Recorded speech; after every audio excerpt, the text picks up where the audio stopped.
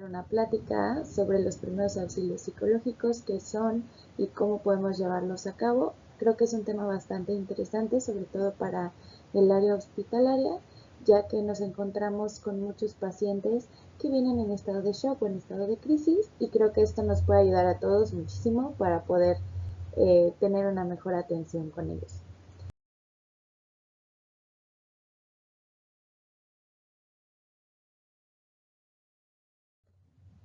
Los primeros auxilios psicológicos son una herramienta de apoyo pensada como un acompañamiento de personas en crisis cuyo objetivo es recuperar el equilibrio emocional y prevenir la aparición de secuelas psicológicas.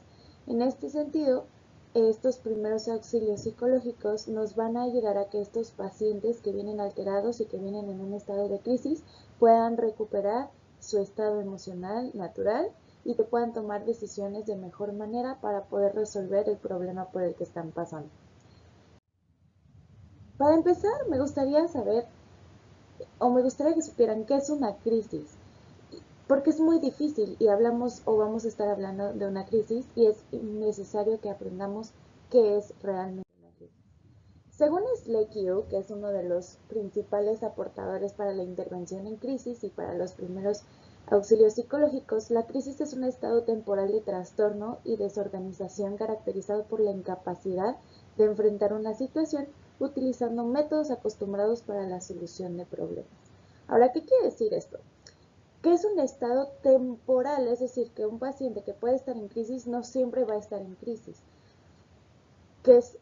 puede ser corto, puede ser un periodo de unos minutos, unas horas, o puede ser incluso días o semanas, pero que es un estado que va a pasar. Desorganización. Cuando nosotros tenemos un pensamiento o una toma de decisiones, pensamos en pasos 1, 2, 3, 4, pero cuando estamos en crisis, los pasos o las decisiones que tengamos que tomar no van a ser siempre tan precisas o tan claras. Y esto pues desemboca obviamente en una incapacidad de enfrentar la situación, de entender mis emociones y además de todo esto, de saber resolver mediante los métodos que yo ya estoy acostumbrado o acostumbrada a utilizar para solucionar mis problemas o para salir adelante después de una situación traumática. Una crisis se desenfoca o se divide en tres pasos importantes. El primero es que es un suceso precipitante, temporal o inesperado.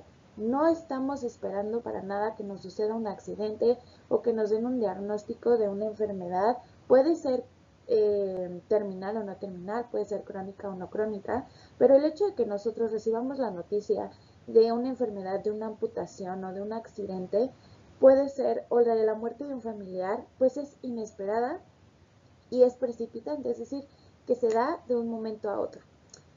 También estas crisis causan dolor y sentimientos negativos como lo son la tristeza, el enojo, la impotencia, la frustración, y de ahí nos podemos ir enfocando en muchos otros más problemas o situaciones o emociones que podemos sentir cuando recibimos estas noticias.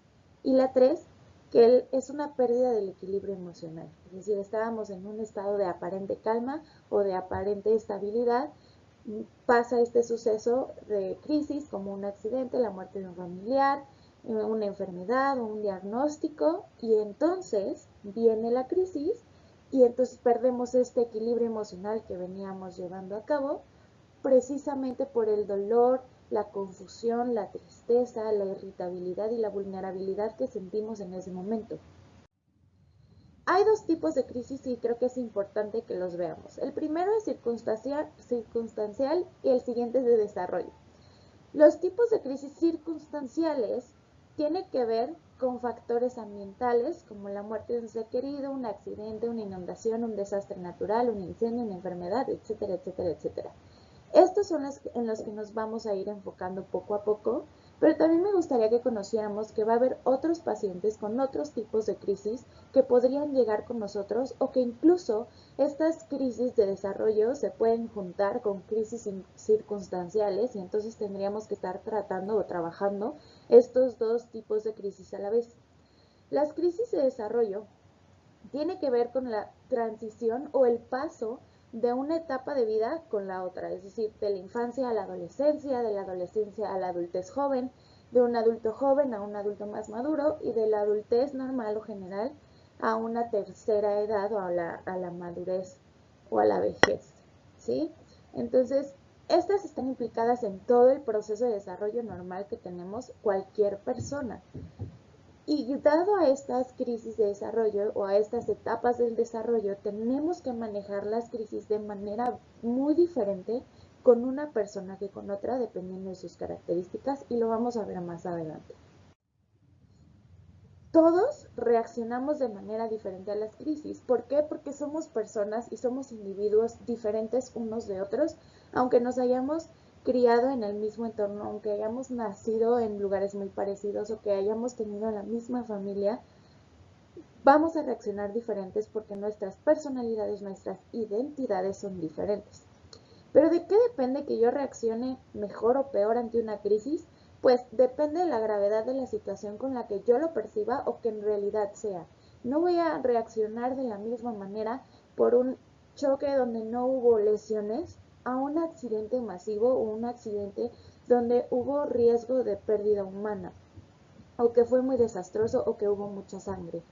La experiencia personal con situaciones estresantes. Si yo soy una persona que constantemente está teniendo este contacto con situaciones estresantes, hablando de a lo mejor policías, bomberos, médicos, enfermeras, paramédicos, cualquier persona que trabaje con muchísimo estrés día a día, puede de alguna manera soportar un pequeño estrés o una pequeña carga más extra de estrés, y esto nos permite reaccionar mejor o peor ante una situación. Pero si soy una persona que no me dedico y que no tengo nadie de mi familia o muy cercano que se dedique a cuestiones de la salud o a situaciones estresantes, pues va a ser más difícil que yo pueda soportar esta carga extra de estrés y que esto me haga caer en una crisis.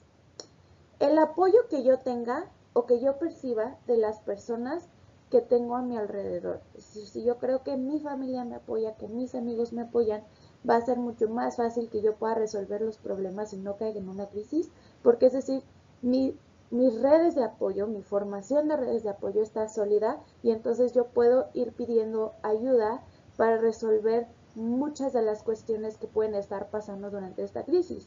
Pero si yo creo que mi familia está lejos, que no he hablado en mucho tiempo con ella, que mis amigos son amigos a lo mejor muy superficiales, que no puedo pedirles ese favor, siento que estoy solo, que no voy a poder.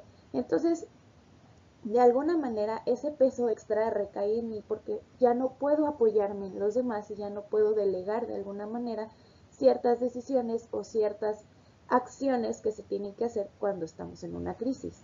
La historia personal o familiar con problemas de salud mental. Si yo en mi familia he tenido contacto con personas con ansiedad, con depresión, con intento suicida, con esquizofrenia, con algún trastorno de personalidad o con eh, alguna otra cuestión similar a la salud mental, de alguna manera tengo más contacto con este tipo de situaciones. Si soy una persona que se me habló de emociones o que he tenido experiencia personal yendo a terapia o teniendo algún tratamiento psiquiátrico o farmacológico al respecto, voy a tener mayor capacidad de solventar o de resolver este estrés y de controlar mis emociones para poder tomar decisiones mucho más informadas y que tenga que ver con mi bienestar.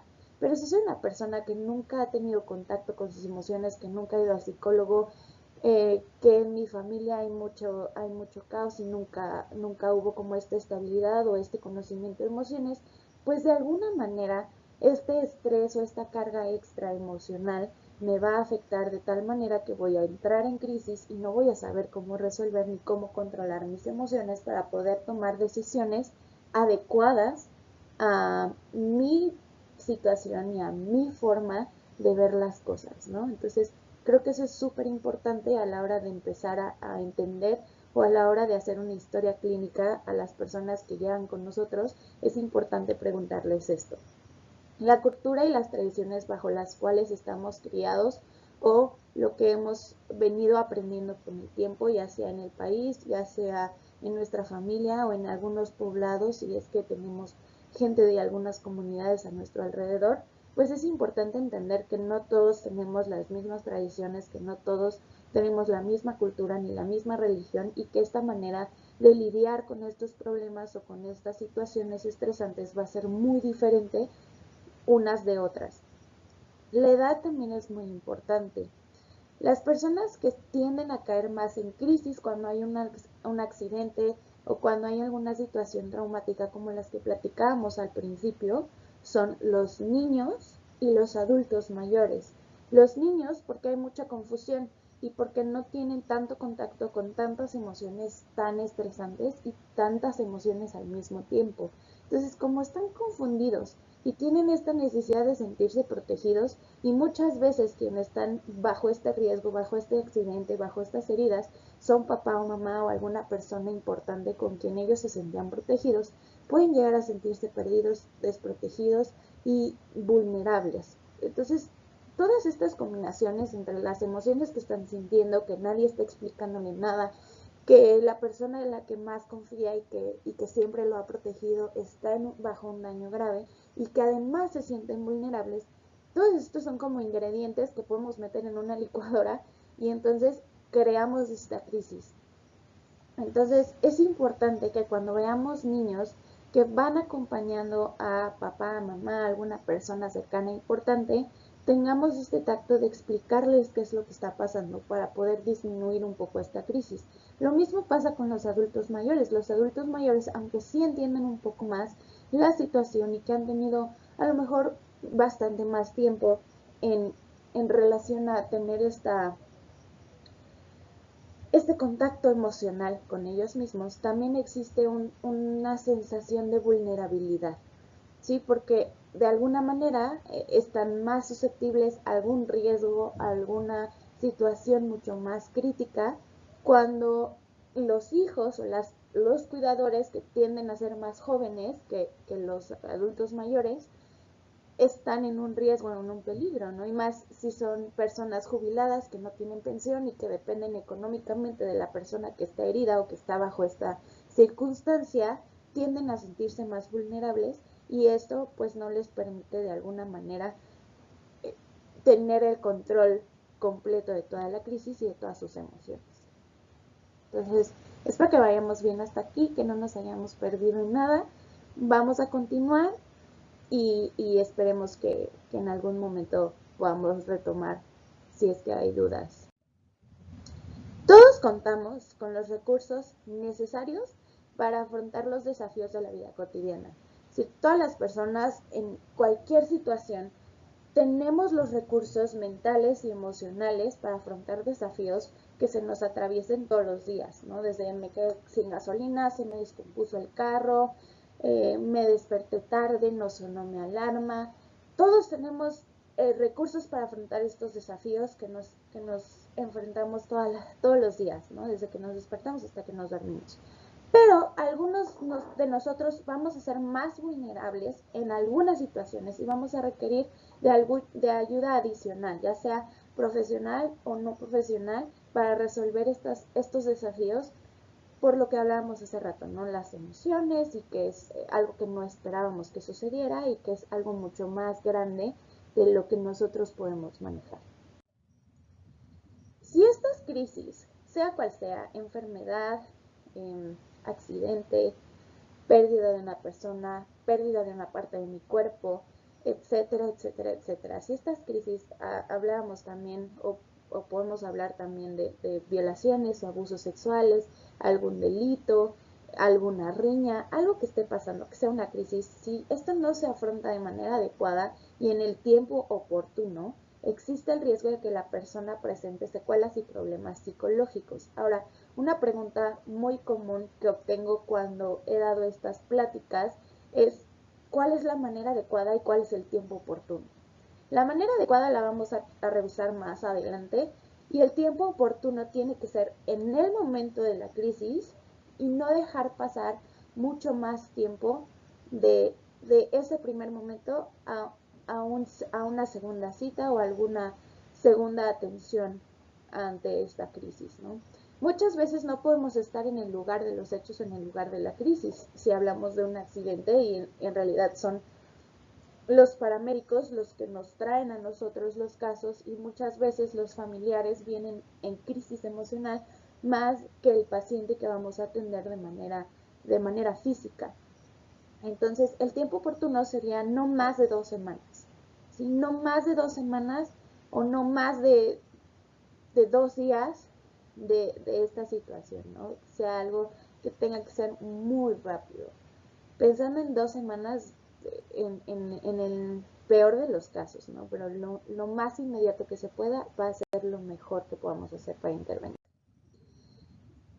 Ahora vamos a pasar a un tema de la intervención en crisis. El objetivo de la intervención en crisis es ayudar a estas personas a recuperar su funcionamiento previo, restaurar su equilibrio emocional y además mejorar la percepción del evento y también las habilidades de afrontamiento ante esta situación crítica y algunas veces traumática. Entonces, si nosotros no los ayudamos a esto, entonces no estamos interviniendo en crisis. Y esto es importante, ¿no? Que sepamos que las personas con las que vamos a intervenir bajo primeros auxilios psicológicos, que es una rama de la intervención en crisis, tenemos que recuperar su funcionamiento previo, restaurar su equilibrio emocional, es decir, que si estaban llorando, gritando, agresivos, explosivos, ahora se encuentran bajo una sensación de relativa calma y tranquilidad en el que este paciente o esta persona pueda enfocarse a resolver sus problemas y a jerarquizar las decisiones que tiene que tomar. ¿Quién puede intervenir en esta intervención en crisis y quién puede dar primeros auxilios psicológicos? Eso es relativamente obvio. Psicólogos, psiquiatras, médicos, enfermeras, paramédicos, personas en general que conozcan o que sepan de estos primeros auxilios psicológicos, que tengan una certificación o un conocimiento de cómo trabajar estas crisis con las demás personas. Pero en este caso serían paramédicos, enfermeras, camilleros, anestesiólogos, médicos, especialistas, psiquiatras, psicólogos, tanatólogos, etcétera, etcétera, etcétera, ¿no? Ahora, para hablar de intervención de crisis tenemos que hablar que hay 2 niveles de intervención. En el primer nivel, que se trata de restablecer el afrontamiento inmediato, es decir, que se afronte y que se resuelva esta situación y que tome decisiones en ese mismo momento en que está sucediendo la crisis, se lleva a cabo generalmente en el lugar del accidente o en el hospital o al lugar al que se les traslada, ¿no? Entonces, restablecer la toma de decisiones en ese momento es donde los enfermeros, doctores, médicos, terapeutas, psicólogos, psiquiatras, todos podemos intervenir en la cuestión de primer nivel y tiene que ser, como les decía antes, lo más pronto que se pueda. Ahora, hay otro tipo de intervención en crisis que les llamamos de segundo nivel. En este segundo nivel son procesos psicoterapéuticos para el individuo en específico, dirigido a integrar todo lo que pasó en este suceso, todo lo que sucedió en este accidente o en este evento. Y entonces lo que hacemos es integramos todo esto, lo analizamos y entonces resignificamos, le damos un significado nuevo que sea más funcional para el paciente, que sea menos traumático, y esto nos permite de alguna manera empezar a trabajar con este segundo nivel. En este segundo nivel, las únicas personas que pueden intervenir son los psicólogos, los psicoterapeutas y los psiquiatras y tanatólogos. Solamente quienes se dediquen a dar psicoterapia o terapia psicológica pueden intervenir en un segundo nivel de intervención en crisis. Por lo demás, en los siguientes pasos que veamos, esto va a ser lo que nosotros vamos a poder hacer todos como equipo hospitalario y como equipo de salud.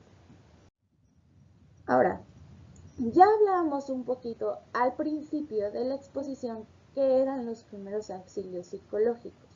Ahora vamos a retomar un poco ese tema y les voy a hablar sobre los pasos que tenemos que hacer para poder llevar a cabo todo este proceso de los primeros auxilios psicológicos y cómo podemos ayudar a las personas que están pasando bajo una crisis a retomar todo esto, ¿no? Entonces, los objetivos de los primeros auxilios psicológicos son tres principalmente. El primero es proporcionar apoyo a la persona que está en crisis. Proporcionar apoyo suena muy general, entonces quiero desglosarlo un poquito. Proporcionar apoyo es escuchar activamente. Escuchar activamente tiene que ser muy cuidadoso, no nada más es oír o no nada más es escuchar. Cuando hablamos de una escucha activa, tiene que ver con escuchar, procesar la información en mi cabeza, sacar las partes más importantes y entonces regresarle al paciente o al individuo que está en crisis las preguntas y las frases necesarias para que él pueda empezar a despertar de esta situación de crisis, que pueda empezar a ordenar sus propios pensamientos por él mismo. Pero también tiene que haber comprensión y expresión emocional. Si yo escucho, pero no estoy comprendiendo lo que me está diciendo, lo que me quiere decir o a qué se refiere, no voy a poder comunicar y ya la escucha activa se rompe, ya no existe escucha activa. Entonces lo que tengo que hacer es escuchar y preguntar si algo no me queda claro. Si hay una palabra que yo no entiendo, si hay algo que no logro comprender completamente, se pregunta de nuevo, ¿sí? Y además, mi expresión emocional y mi expresión corporal va a hablar muchísimo de si estoy escuchando o no. Porque si yo estoy así, o si yo estoy así, o mientras la persona me está hablando y yo estoy hablando con otra persona, ahí ya se perdió este proporcionar apoyo. Porque entonces le estamos dando a entender a la persona en crisis que algo es más importante que lo que me está diciendo esta persona, ¿sí? Que cualquier otra cosa es importante y que lo que él dice o lo que él piensa ya no me interesa. Y entonces no le vamos a poder ayudar a salir de la crisis porque va a seguir teniendo esta situación en su cabeza de decir, ah, pues entonces no importa y no voy a poder salir de esto porque es tan grave que ni los doctores me pueden decir qué hacer. Entonces, es importante que la persona con la que estemos interviniendo se sienta escuchada, se sienta comprendida y sobre todo que sienta que estamos siendo empáticos con ellos, que lo que ellos nos están platicando lo comprendemos, sabemos cómo se sienten y que además les vamos a proporcionar esta ayuda que ellos necesitan. El segundo objetivo de los primeros auxilios psicológicos es reducir la mortalidad. ¿Por qué? Porque los primeros auxilios psicológicos también se utilizan en intentos de suicidio, en violaciones, en asaltos, en agresiones, en violencia doméstica, en accidentes, en desastres naturales.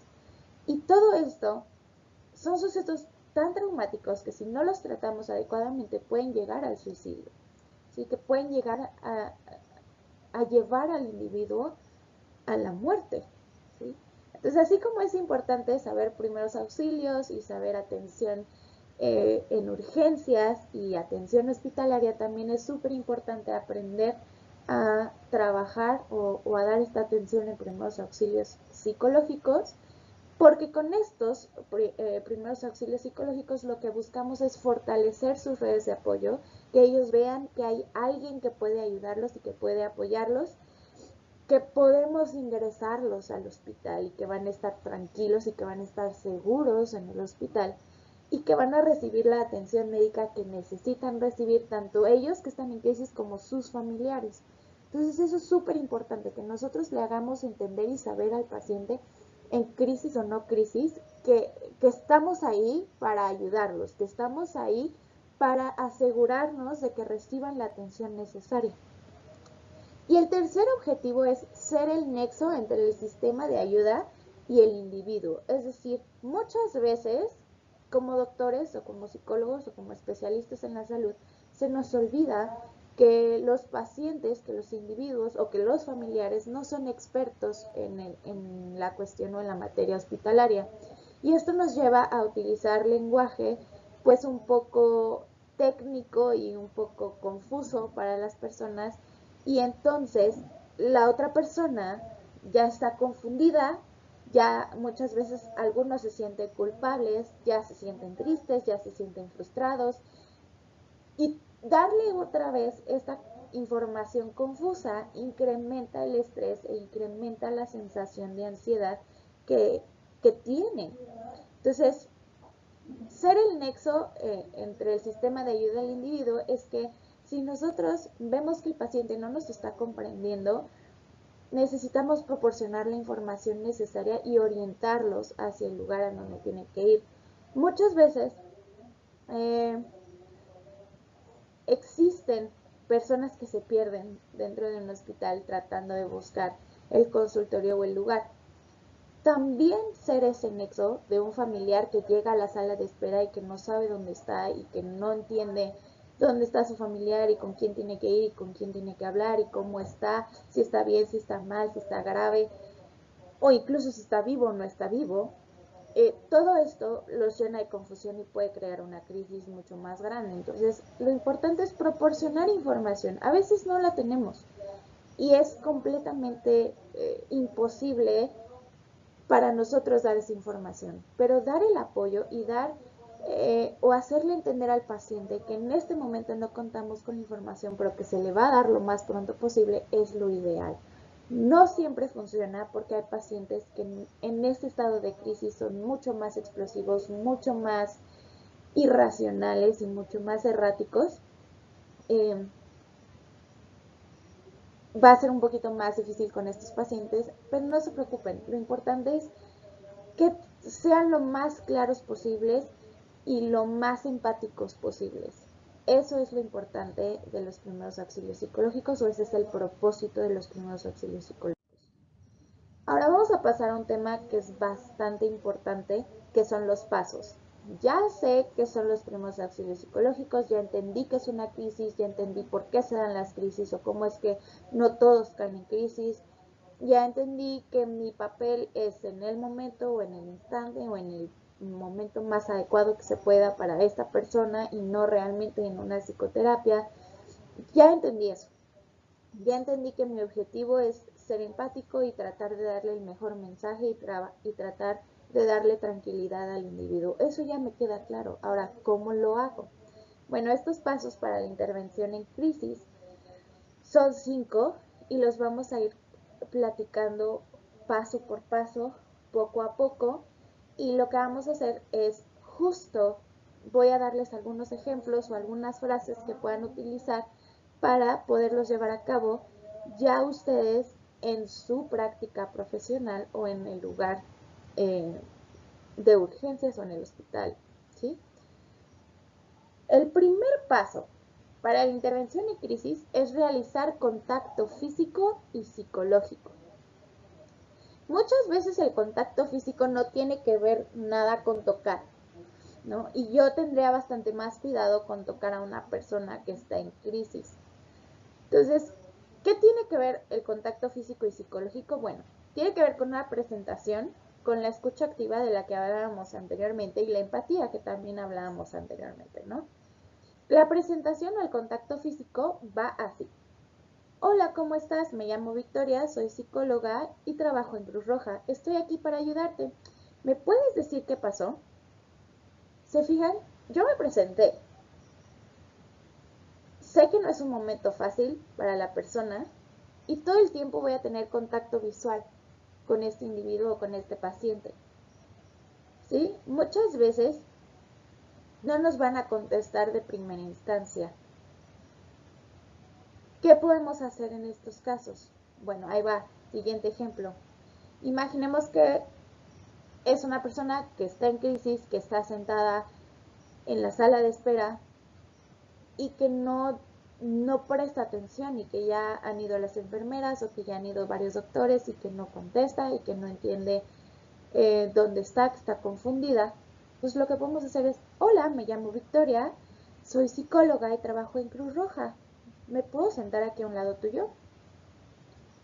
Si la paciente, en este caso es una paciente, eh, nos da la autorización o nos hace que sí con la cabeza o nos dice verbalmente que sí, nos sentamos. No es necesario sentarnos al lado o estar todo el tiempo encima del paciente. Simplemente podemos sentarnos ahí y, y esperar a que nos empiece a platicar o que empiece a tomar confianza para abrirse con nosotros. ¿Sí? Vamos a pasar al ejemplo número 2 o al paso número 2 y entonces vamos a pasar a los ejemplos. Examinar las dimensiones del problema. Es decir, voy a ordenar jerárquicamente qué necesita mi paciente. ¿Sí? ¿Qué pasó? ¿Cómo pasó? ¿Con quién estabas? ¿Qué necesitas? ¿A quién necesitamos avisarle? Todas estas cosas van a ser importantes. Uno, porque el qué pasó, cómo pasó y con quién venías nos van a ayudar a nosotros como personal de la salud a entender el panorama de a que nos enfrentamos. Porque si la persona viene sola o está sola, pero venía con más personas, ahí nos habla de que o van a llegar más pacientes o tenemos pacientes dentro de las diferentes áreas de, de nuestra sala de urgencias a las que seguramente tenemos que avisar que ahí está el familiar, ¿no? Ahora, ¿qué necesitas y a quién tienes que informar sobre esto? Le va a ayudar al paciente a poder jerarquizar sus necesidades y saber cuál es el siguiente paso que tiene que hacer. Retomando un poco al principio de esta plática, eh, hablábamos que cuando una persona está en crisis, lo que para nosotros es paso 1, paso 2, paso 3, paso 4, para este paciente no hay un orden. Para esta persona, para este individuo, todo está revuelto, todo está por todos lados. Eh, Tratando como de visualizarlo, ¿no? De dar un ejemplo, no es un esquema lineal, sino que está la información por todos lados y tenemos que ayudarla a ponerlo en los lugares adecuados, en la línea correcta para que esta persona pueda decir, ah, el primer paso es esto, el segundo es esto, el tercero es esto, ya entendí, ya no está la información toda aglomerada o toda conjunta en, en mi cabeza, es como una sala de espera. Si no hay números, si no hay turnos, si no hay una fila, nos vamos a perder, ¿no? Si la gente está toda aglomerada, pues no vamos a saber quién vino primero y quién vino después, ¿sí? Algo así podemos como visualizar esta problemática. Ahora, analizar las posibles soluciones. Ya nos dijo que tiene que llamar a su abuelita porque su abuelita está en casa y no tienen idea de que acaban de pasar por un accidente. Bueno, necesitas saber qué pasó. Vamos a hablarle a tu abuelita. Es que no tengo su teléfono. No me sé su teléfono y no sé dónde dejé mi celular. Entonces, ahí tenemos que analizar las posibles soluciones. Bueno, ¿qué has intentado hacer? Bueno, pues intenté buscar mi celular, no lo encontré y estoy muy desesperada porque no me sé el teléfono y alguien tiene que avisarle a mi abuelita. Entonces, ahí vamos a llevar al individuo a buscar otras alternativas. Hay otra persona de quien sí te sepas el número telefónico que puedas hablarle para que esta persona le avise a tu abuelita. Ah, sí, mi prima. De ella sí conozco el teléfono y puede avisarle rápidamente a mi abuelita que esto pasó y que estamos aquí, que puede venir a ayudarnos. Entonces, al analizar las alternativas y las jerarquizamos, armamos un plan de acción. Entonces, ok, vamos a hablarle a tu abuelita. ¿Qué necesitas para hablarle? No, pues necesito hablarle a mi prima para que ella le hable a mi abuelita y puedan venir a ayudarnos. Ok, ¿qué necesitamos para hablarle a tu prima? No, pues necesitamos un teléfono porque no tengo mi celular o no traigo saldo o se rompió o se apagó. Cualquier cosa que pudiera suceder en ese sentido, bueno, pues vamos a ver si en algún punto podemos encontrar un teléfono del que puedas hablar o le presto el mío, sabes que vamos a marcar mi teléfono, no pasa nada, necesitas estar tranquila para poder hablar. Durante todo este proceso yo voy a tratar de que el paciente o el individuo esté lo más calmado posible y que respire, ¿no? Para poder controlar nuestras emociones, algo súper básico es respirar, porque nuestro cuerpo y nuestras emociones y nuestra mente están conectadas 100%. Entonces, si yo constantemente le digo a la persona, mira, vamos a respirar, necesitas estar calmada para que puedas resolver esto, para que puedas tener una visión mucho más amplia de todo lo que está pasando, para que tomes decisiones, necesitas respirar, respira. ¿Sí? Yo estoy aquí para ayudarte, ahorita revisamos cualquier otra cosa que necesites, pero necesitas hacer esto. Entonces, todas estas cosas la van a llevar a armar un plan de acción, ¿no? Necesito un teléfono, bueno, ¿dónde hay un teléfono? Voy, busco, marco el teléfono, entonces ya puedo avisar y ya las demás personas, acuérdense de las redes de apoyo, estas familiares, amigos y personas cercanas que forman parte de nuestra red de apoyo, nos apoyamos en ellas, entonces ellas ya vienen y nos ayudan, nos auxilian y toman decisiones por nosotros y nosotros nos sentimos más tranquilos. El cuarto paso es asistir en la ejecución de una tarea específica sin olvidar que el individuo tiene que hacer lo más que pueda solo. Les decía en el ejemplo anterior, no tengo mi teléfono, se me quedó sin batería, se me rompió, se murió, ya no sirve el teléfono. Bueno, ¿qué podemos hacer? Te presto el mío. Eso es asistir, pero yo no voy a marcar por ella. Ella tiene que tranquilizarse, ella tiene que marcar el número y ella tiene que hablar con sus familiares para que pueda explicarles qué pasó y pueda hacerles esa petición. Yo solamente puedo proporcionarle el medio para que ella haga lo que necesita hacer, pero no lo voy a hacer por él o ella, ¿sí? Darle seguimiento en medida de lo posible y no separarse de la persona hasta que tenga la ayuda necesaria. Es decir, si de alguna manera, no sé, está perdida, entonces no me voy a hacer, o está perdido o acaba de perder a una persona importante, yo no puedo verlo, ver que está necesitando ayuda, hablar con esta persona y deslindarme e irme a otra cosa. Esto es lo complicado de los primeros auxilios psicológicos, que no son rápidos, toman tiempo, tienen un proceso. Y en una sala de urgencias, en un hospital o en el lugar de un accidente, estoy consciente y es completamente entendible saber que no siempre se tiene el tiempo para poder atender a cada uno de estos individuos en crisis para hacerlo. Sin embargo, si podemos ayudar a que esta persona reciba el apoyo lo más rápido posible, vamos a ayudar a que se sienta menos ansioso, que se sienta menos estresado y que sienta menos crisis. Si esta persona está perdido o perdida, entonces podemos ir, por ejemplo, a vigilancia o a recepción y decir, ¿sabes qué? Esta persona necesita llegar a tal lugar. ¿Podrías hacerme el favor de llevarla? Y entonces somos el nexo entre lo que él necesita hacer y el individuo, o lo que él necesita obtener y el individuo, porque ya le buscamos a una persona que le va a dar estas necesidades.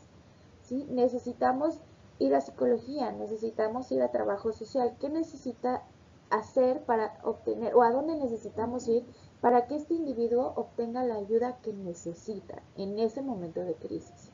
¿Sí? Yo sé que es muy difícil cuando hablamos de sistemas hospitalarios, a veces tener el tiempo o tener todos los recursos que una persona en crisis necesita. Pero también es importante entender desde esta empatía que es importante que esta persona obtenga estas necesidades para que entonces nosotros en la sala de espera no tengamos gentes en crisis que puede llegar a ocasionar un incidente mucho más grave o que puede llegar a salirse de control esa sala de espera. Entonces, si nosotros les damos tranquilidad a los pacientes desde la sala de espera, vamos a tener menos incidentes o menos accidentes dentro de nuestras instalaciones. Y esto es importante entenderlo y apropiarlo en nuestras instituciones para que todo corra con un mayor orden, ¿sí? Muchas veces pasa que nosotros nos acercamos a una persona y no quiere nuestra ayuda. Nos dicen, no, no quiero hablar contigo, no necesito hablar con nadie, yo estoy bien. Y nosotros vemos claramente que esta persona no está bien. Lo que tenemos que hacer es no forzar la ayuda a quien no quiere tener la ayuda, ¿no? Porque además va a haber más personas en crisis que sí requieran y que sí quieran nuestra ayuda, y vamos a estar privando a esta gente de nuestra atención, de nuestra ayuda, por aferrarnos a alguien que no la quiere o no la necesita, ¿sí? Como hablábamos al principio, va a haber personas en crisis y va a haber personas que no están en crisis. Y va a haber personas que acepten la ayuda y hay otras personas que no lo van a aceptar por cultura, por tradición, por religión, por lo que sea. Entonces eso es importante que lo tengamos en mente y que no insistamos cuando estamos viendo que la persona no quiere.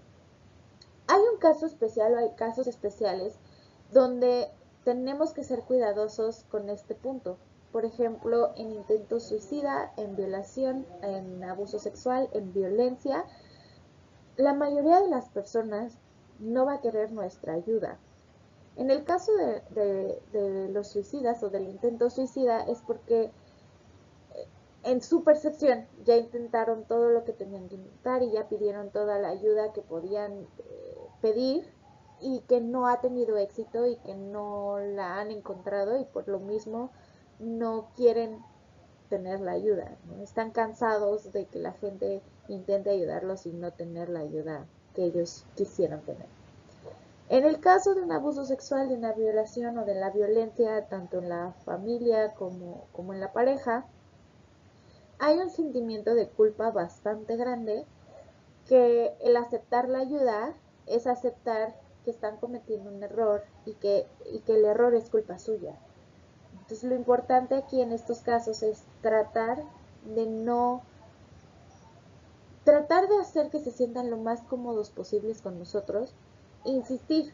En este caso, puede ser mi nombre es Victoria, soy psicóloga, trabajo en Cruz Roja, estoy aquí para ayudarte. ¿Puedo sentarme aquí a un lado? No, no quiero tu ayuda. Yo estoy bien.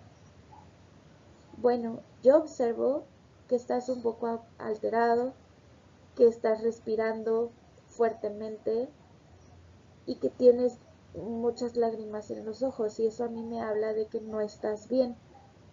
Me voy a quedar aquí cerca y si necesitas la ayuda, puedes acercarte conmigo. Estoy aquí para ayudarte. No, no quiero la ayuda. Bueno, ¿me dejas sentarme aquí a un lado contigo? Podemos estar en silencio, no necesitamos hablar. Ok, y nos sentamos y no platicamos, ¿no? Dejamos pasar unos minutos, no muchos, de 1 a 5 minutos, hasta que el silencio empiece a sentirse incómodo para la otra persona, no para mí. Y entonces empezamos a preguntar, ¿cómo te llamas? Me llamo, no sé, pongamos mi nombre, Ricardo. Hola Ricardo, ¿cómo estás? Bien, mal, triste, enojado, cualquier respuesta que me den. Puedo notar que estás moviendo mucho las piernas. ¿Te sientes ansioso? ¿Estás nervioso? ¿Tienes miedo? Sí, no. No, son muchas las respuestas comunes. ¿Te gustaría platicarme qué es lo que pasó? Tuvimos un accidente. Tuvimos, hablas en plural. ¿A quién te refieres? ¿Con quién venías? Pues venía con mis papás y tuvimos un accidente. ¿Y sabes dónde están tus papás ahorita? Entraron a urgencias. Ah, muy bien, los están atendiendo y están teniendo la atención que necesitan. ¿A dónde ibas? Pues íbamos a la fiesta de un primo. Ah, oye, ¿y este primo sabe que están aquí? No, no sabe nada. ¿Y cómo podrías avisarles que estás aquí? A lo mejor pueden venir a ayudarte. No, pues tendría que hablarle por teléfono. Ah, ¿y conoce su teléfono? No, pero aquí está mi celular, solo que ya no tiene pila. ¿Qué te parece si buscamos un lugar donde puedas conectar tu celular un momento? Va a estar a salvo y cuando se cargue un poco, eh, entonces llamas a tu primo para que le avises que están aquí. Bueno, ¿qué más necesitas? ¿Qué puedo hacer por ti? Tengo mucha hambre, tengo mucha sed, me duele la cabeza.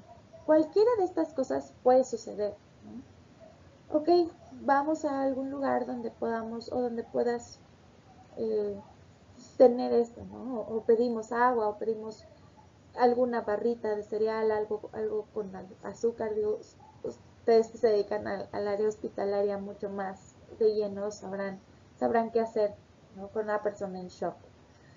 Eh, y entonces empezamos, ¿no? ¿En qué más te puedo ayudar? Necesito saber cómo están mis papás. No te preocupes, ellos están teniendo la ayuda que necesitan y en algún momento van a venir a avisarte. Sí, pero es que necesito saber cómo están ahorita. No te preocupes, ahorita le preguntamos a alguno de mis compañeros para que nos puedan dar informes sobre cómo está tu papá y tu mamá, cómo se llaman. Y entonces empiezas, ¿no? A que empiece a hablar y a que empiece a ordenar sus pensamientos uno a uno, poco a poco, para que él mismo pueda tomar esta decisión de, ok, voy a hablar y cuando llegue mi familia voy a estar mejor, ¿no? A veces cuando trabajamos en el hospital tenemos muchas más cosas que hacer y a veces no tenemos una hora, hora y media para quedarnos con una persona que necesita nuestra ayuda. Entonces lo que hacemos es, ¿qué te parece? Esta persona, este individuo ya llamó a sus familiares, ya tomó las decisiones que tenía que hacer y ya hizo lo que tenía que hacer. Lo único que está esperando es que llegue el apoyo, que lleguen las redes de apoyo a, a estar con él o con ella, ¿no? Entonces, ¿qué te parece que en lo que esperas aquí a que vengan por ti o a que vengan a ayudarte, vamos a este otro lugar donde vas a estar un poco más tranquilo y vas a poder hablar de lo que está pasando y que puedas procesarlo? No te preocupes, mis compañeros van a saber dónde buscarte cuando llegue tu familiar o si saben algo de tu papá y de tu mamá antes. ¿Sí? Siempre tratar de brindarles esta atención y que sepan que en todo momento se les va a tener informados. Hablamos de que cuando creamos más confusión, el paciente o el individuo entra más en crisis, pero cuando tenemos las cosas claras de cuál es el proceso y les hablamos con calma, con tranquilidad y con paciencia, ellos también se van contagiando y se van llenando de nuestras emociones y esto nos permite de alguna manera también entender o tener este, eh, este desgaste de la emoción, ¿no? Que se tranquilice y se calme. Ahora, quiero explicar un poco sobre la intervención en crisis en segundo nivel. Lo voy a hacer muy rápido, sobre todo por si hay psicólogos o psiquiatras o psicoterapeutas que nos están viendo, que están atendiendo a esta charla, que sepan que hay algunos modelos. Entendamos el resto de nosotros que la intervención en crisis en segundo nivel es exclusivamente para psicoterapeutas, psicólogos, terapeutas, tanatólogos y psiquiatras que se dediquen y se especialicen en la psicoterapia, ¿sí?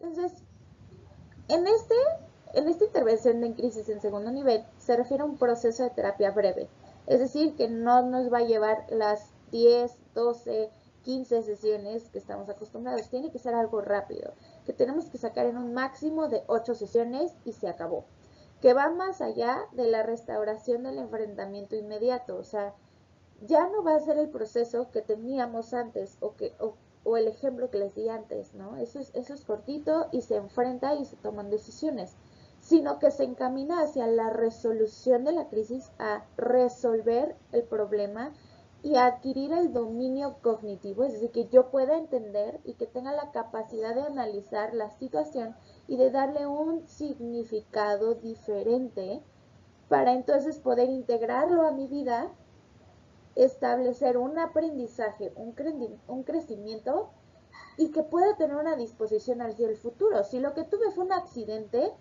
y yo iba manejando o yo iba en la parte de adelante o yo iba en el carro, que yo no tenga el problema o que no tenga este miedo a volverme a subir al carro, sino que yo pueda aprender de esta situación, que yo pueda crecer, que yo pueda resignificar y que pueda tener disposición hacia el futuro de volverme a subir a un carro.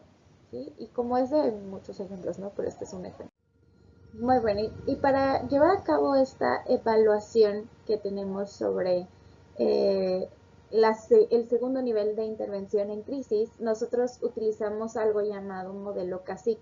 Esto porque tiene 5 aspectos que evaluamos del individuo: la conducta, el afecto, lo somático o lo fisiológico, lo interpersonal y lo cognitivo, ¿no? Conducta, afecto, somatización, interpersonal y cognición.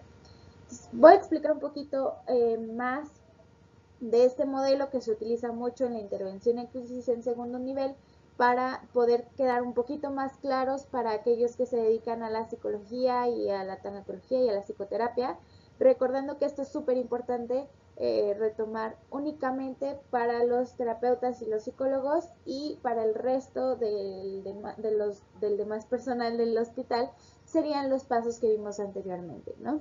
Entonces, cuando hablamos de este modelo, hablamos de 5 aspectos del paciente. El paciente tiene conductas, que son actividades o patrones de conductas que se manifiestan sobre el suceso, no tanto en general o por personalidad, sino esto tiene que ver realmente con el suceso traumático o con el suceso de la crisis.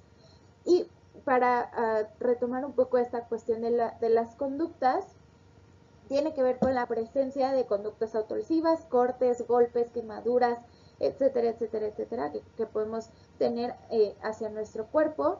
Los intentos suicidas, la evitación de lugares, personas o cosas que nos recuerden el suceso, como veíamos en la diapositiva anterior, es decir, que sepa que no sea algo que eviten hacer, ¿no? Que podamos trabajar con esta evitación, que podamos trabajar con esta conducta, resignificarla, cambiarle este significado y hacerla funcional, ¿no? Para el paciente. Ahora, vamos a pasar un poco a los aspectos afectivos del paciente, que van a ser sentimientos acerca de la crisis, el factor precipitante y los comportamientos que se están llevando a cabo, ¿no? Es decir, me voy a sentir culpable por el accidente, en algunos casos sucede, me voy a sentir triste, me voy a sentir enojado, frustrado, confundido, pero también me voy a sentir enojado conmigo mismo porque estoy actuando de maneras que no me gustan, estoy evitando hacer cosas, el hecho de que haya pasado por esta crisis me está impidiendo trabajar, no me deja concentrar y no puedo recordar bien las cosas, y entonces tengo más errores y entonces ya me siento muy culpable y me siento inútil y me siento triste, y entonces empiezo a pasar por todo este proceso, ¿no? Entonces todo esto es súper importante recordar que trabajamos con las afecciones o con las emociones que tiene que ver con el suceso, con el factor precipitante, que es lo que ocasiona la crisis o la crisis en sí, y los comportamientos que vienen después de esta crisis. El aspecto somático tiene que ver con el funcionamiento físico general y el estado de salud que tenemos en este momento a partir de la crisis. Es decir, si yo empiezo a tener pesadillas, empiezo a tener problemas para dormir, empiezo a sentir mucha tensión en mi cuerpo, empiezo a tener síntomas de ansiedad como la taquicardia, empiezo a tener sudoración, dolores de cabeza, tics, dolores en la espalda, en los hombros, empiezo a tener a lo mejor un poco de gastritis, de náuseas, de vómito, de diarrea, cosas que nos indican que puede haber algo somático, que puede haber algo de ansiedad o de estrés, más que algo fisiológico, pero que también no lo vamos a descartar. ¿Sí? Por eso es que hacemos un análisis de estos aspectos, porque entonces, de acuerdo a lo somático, podemos decir, ¿sabes qué? Necesito que vayas con el gastroenterólogo, necesito que vayas con tu médico general para que te hagan ciertos estudios y ver que no haya algo en tu estómago o algo en tu cuerpo, en tu organismo, que pueda estar confundiéndose con lo emocional, o que se haya desgastado por lo emocional, como puede ser una gastritis, una colitis, una úlcera gástrica, todas estas cosas que nos pasa cuando nos estresamos, cuando estamos muy ansiosos o muy preocupados, y que no haya algún problema neurológico por las cuestiones del sueño, o que no haya algo que podamos descartar que sea emocional, ¿no? Esto también lo podemos analizar para poder derivar a los especialistas adecuados. Cuando hablamos de aspectos interpersonales del paciente, pues tiene que ver con la naturaleza de las relaciones con su familia, con sus vecinos, con sus compañeros, con sus amigos, y etcétera, etcétera, etcétera. ¿A qué nos referimos con naturaleza de estas relaciones? Pues tiene que ver si eran relaciones funcionales o disfuncionales, si eran relaciones cercanas, si eran relaciones más distantes, qué tanto se comunicaban, qué tan buena era la comunicación que tenían, la comprensión, la empatía y todas estas cosas, ¿no? Qué tanto se siente apoyado por estas redes de apoyo, o qué tan redes de apoyo son estas personas para el individuo que nos está consultando. El último aspecto del que nos vamos a encargar va a ser el aspecto cognitivo, o uno de los últimos, ¿no? Hablando de este modelo, podemos empezar viendo algunas de estas cosas, ¿no? Ahorita se los explico más a detalle. Cuando hablamos del aspecto cognitivo de un individuo o un paciente, nos referimos a estas representaciones mentales, a los pensamientos de sí mismos, de su entorno y de la situación por la que pasaron o por la que están pasando. Muchas veces estas representaciones mentales tienen que ver con con una sensación, o van acompañadas de un sentimiento de culpa. Entonces, esto se distorsiona nuestros pensamientos, y entonces creemos que el suceso fue nuestra culpa, y que no solamente esto, sino que el resto de las decisiones y el resto de nuestros errores y de nuestras equivocaciones son nuestra culpa, que no servimos para nada, y entonces el paciente puede irse en una espiral de muchos pensamientos automáticos y racionales que, más que ayudarlo, lo van a perjudicar y le van a bajar su autoestima, y entonces no va a poder resolver el problema por el que está pasando, ¿sí? Entonces, los pensamientos en sí mismo también es esto, ¿no? Si soy capaz o no soy capaz de resolver mis problemas, si yo sé cómo resolverlos o no sé cómo resolverlos, y de alguna manera, pues esto tiene sentido y tiene relación con todos los demás aspectos que tenemos que trabajar aquí. Y con esto trabajamos una modificación de la conducta y una reestructuración cognitiva o de pensamiento, y entonces cambiamos o modificamos los pensamientos negativos o disfuncionales con los pensamientos funcionales, ¿no? Los hacemos un poquito más funcionales, que le ayuden al individuo a tener una mejor resolución de sus problemas, ¿no? Con eso yo daría por terminada esta charla, para que ustedes puedan como tener este mayor panorama y este mayor conocimiento. Les voy a dejar mis datos de contacto por si hay alguna duda que quieran resolver, o alguna bibliografía que les gustaría consultar, o alguna otra cuestión. Les dejo mi correo electrónico, tengo dos, les dejo mi número telefónico. Mi nombre es Victoria Ramírez, soy psicóloga clínica, trabajo en Cruz Roja Mexicana en la delegación San Miguel de Allende. Para mí fue un placer y un gusto estar con ustedes el día de hoy y poderles compartir un poquito de esto que es tan importante para nosotros. Espero que haya sido de ayuda, y muchísimas gracias por la invitación, y que tengan buen día.